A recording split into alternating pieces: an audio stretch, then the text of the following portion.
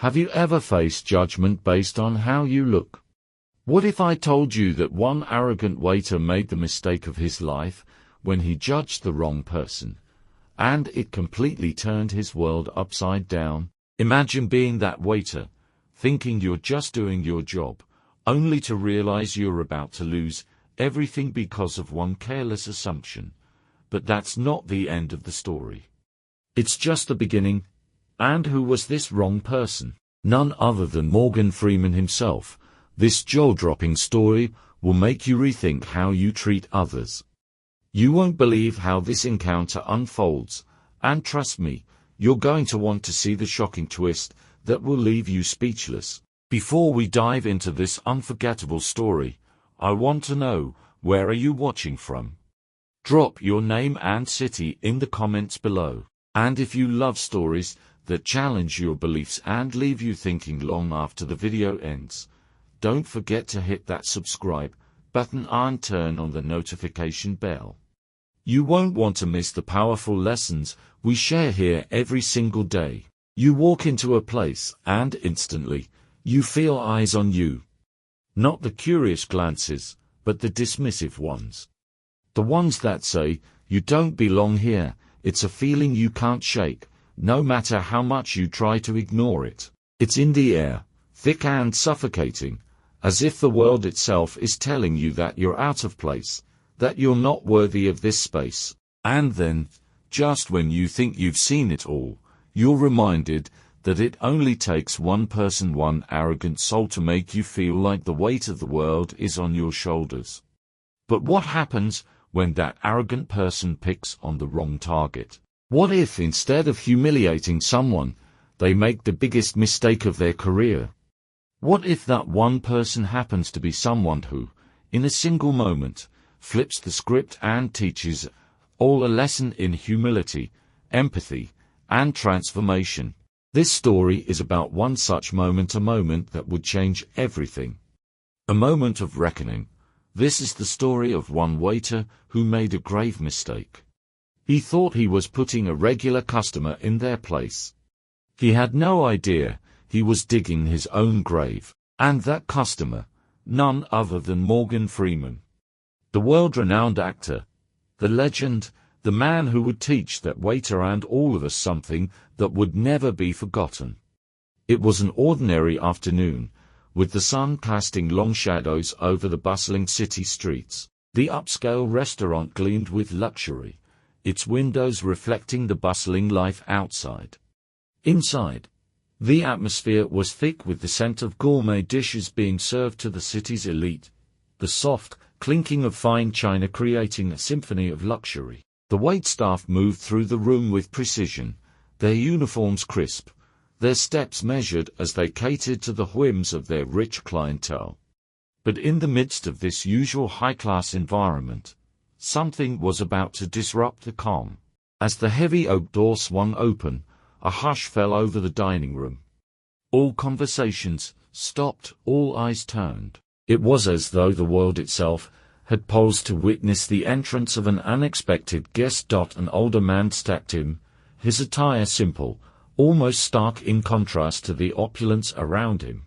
But despite his modest clothes, he carried himself with a quiet confidence that immediately drew attention. He wasn't bothered by the curious stares or the hushed whispers. There was a stillness about him that commanded respect without him uttering a single word. At least, that was the case for most people. For Tom, the restaurant's most arrogant waiter, it was different. His eyes narrowed as he took in the older man's presence. To him, the newcomer didn't belong. He was out of place, he wasn't part of his world. Tom was a product of privilege, raised in a world where status and appearance meant everything. He had learned to look down on anyone who didn't fit his ideal image of success, and that man standing at the entrance, he was no exception.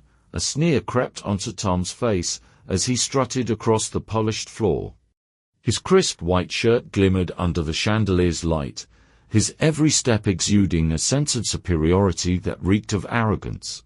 He approached the older man, chin lifted high, his posture one of complete disdain.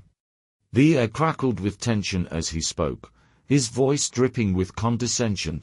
"Sir, I think you might be lost. This establishment is for people of a more refined caliber. The diner is down the street." The older man, his face betraying no emotion, met Tom's gaze. His eyes were calm, steady, and unwavering. His silence was deafening. And then, a small flicker of something crossed his face, something deeper than anger, something rooted in experience, dignity, and wisdom. But it was all hidden beneath the surface. Tom, still oblivious to the shifting energy in the room, pressed on. "Perhaps I wasn't clear enough," he sneered. "We don't serve your kind here. I'd appreciate it if you would leave." He took a step closer, his tone growing louder, his bravado swelling. The atmosphere grew tense. The other diners froze in their seats, unsure whether to intervene or just watch the spectacle unfold.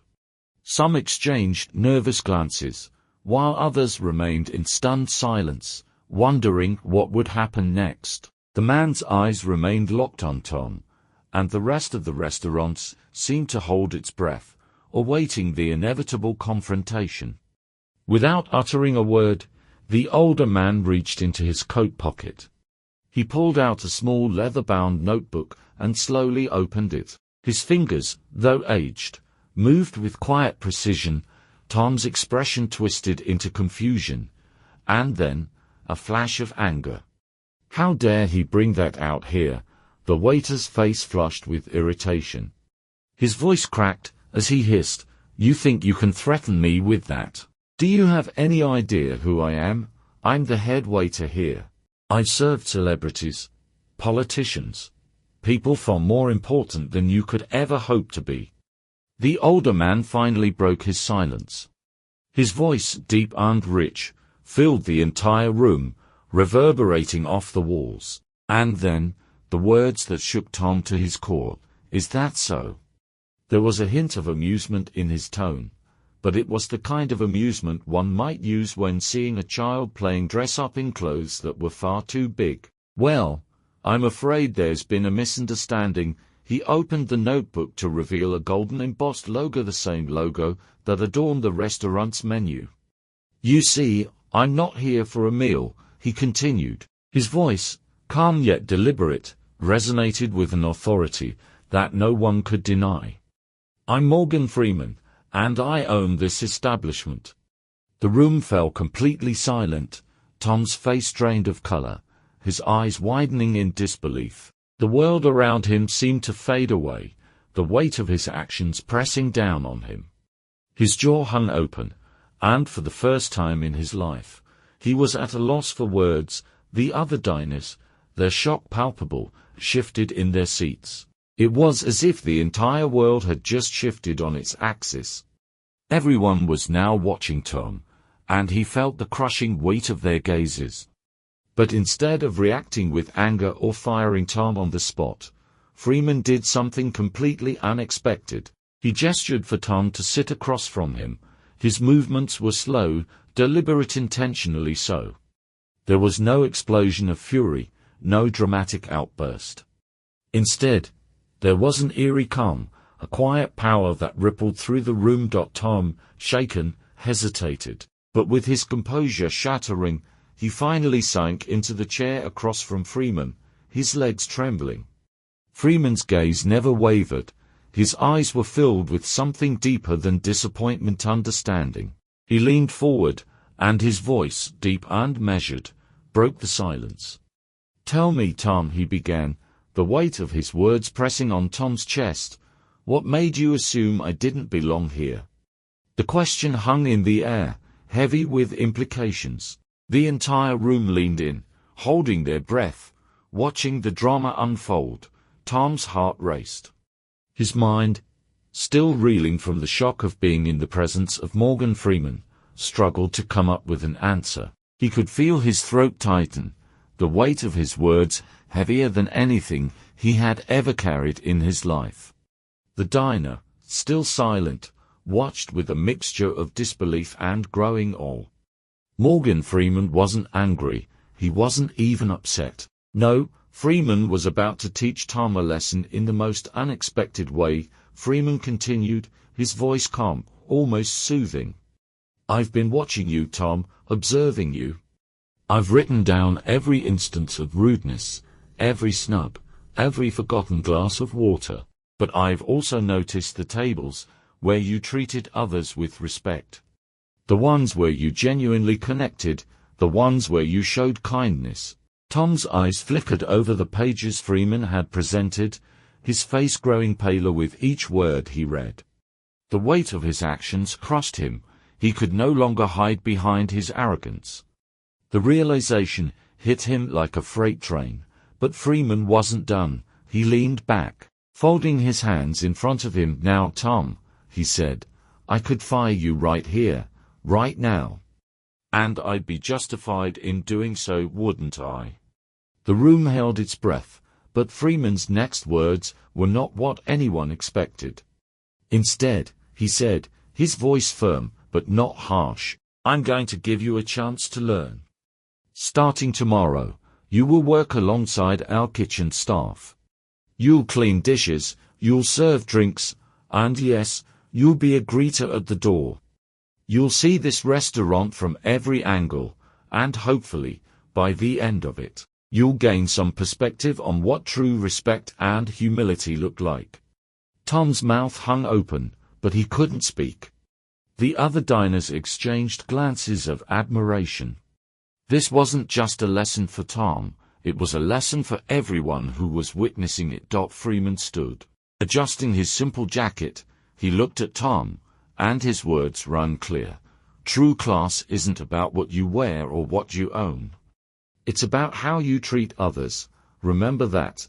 And with that, Freeman turned and walked out of the restaurant, leaving behind a stunned silence.